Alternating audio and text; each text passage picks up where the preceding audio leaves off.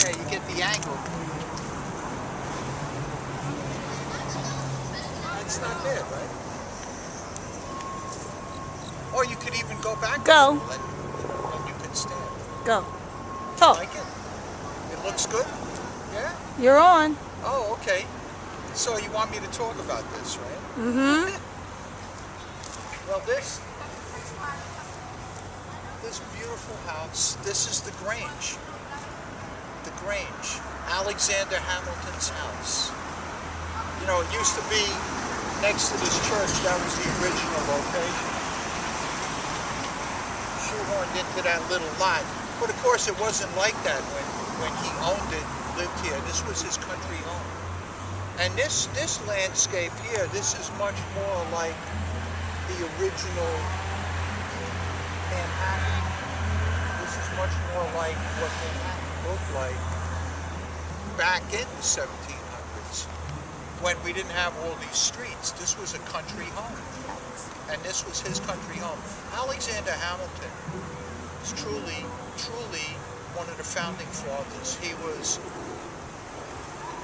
very, very special to George Washington. He was George Washington's right hand. He was a genius, and he was responsible for the financial system of the United States. He was a Federalist.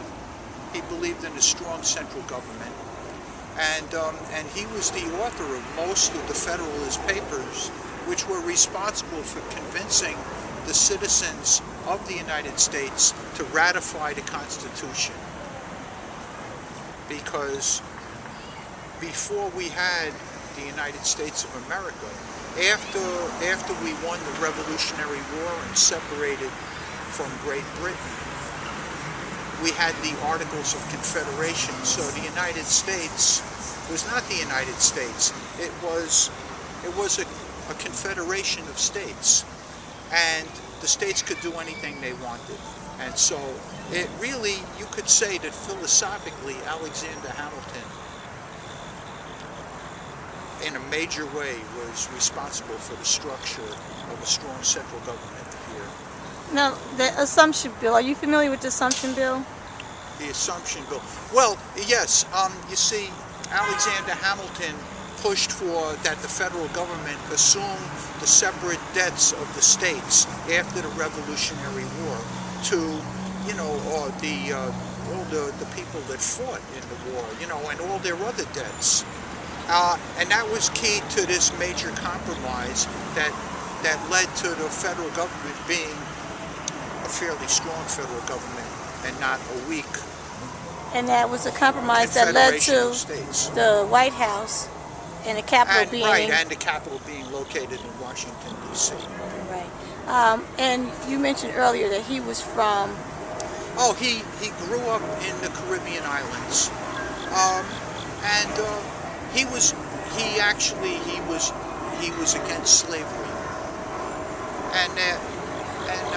Well, they say that he had some black blood. Say it louder and prouder. They say that he had some black blood, you know. It was just, he was an amazing young man. Tell us the story of how he was discovered. Well, he came to the notice of the leaders of, I believe it was Princeton Seminary. This was before it became Princeton University. And they were so moved by the eloquence of his description of a hurricane down in the Caribbean and its aftermath, that they brought him up to the college to study. His spiritual. And it was incredibly eloquent and powerful and beautifully written. Spiritual. And it brought out his spirit. Of course it did. And he became an assistant, you know, on George Washington's staff, and just through his merit, George Washington came to rely on him more. Now, wasn't he also the founder of the Industrial Revolution? Well, that would be, he believed that manufacturing was going to become the foundation of the American economy. He was much more, you know, that manufacturing led to... As opposed to what? No, in contrast to an agriculturally based economy. And based he also on, found... on just farming.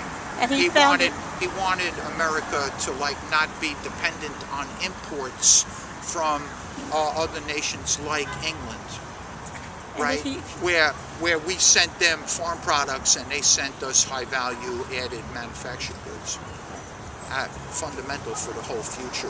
And he was a founder of the city I was born in, Paterson, New Jersey, Silk City. There you go, baby. Right? And Silk City was named Silk City because it was in opposition to cotton, and they used the silk mills to compete with cotton, and this was generated by the Great Falls in Paterson, which was the engine behind all of the turbines in the factories.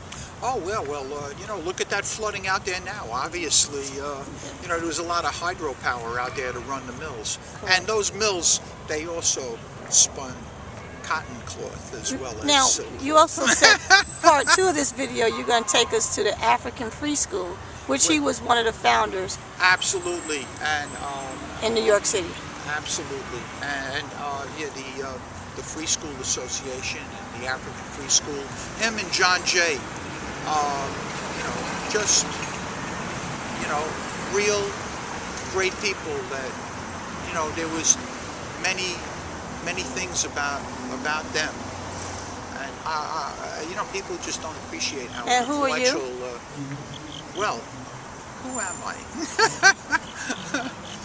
Jacob Morris, and I'm the director of the Harlem Historical Society.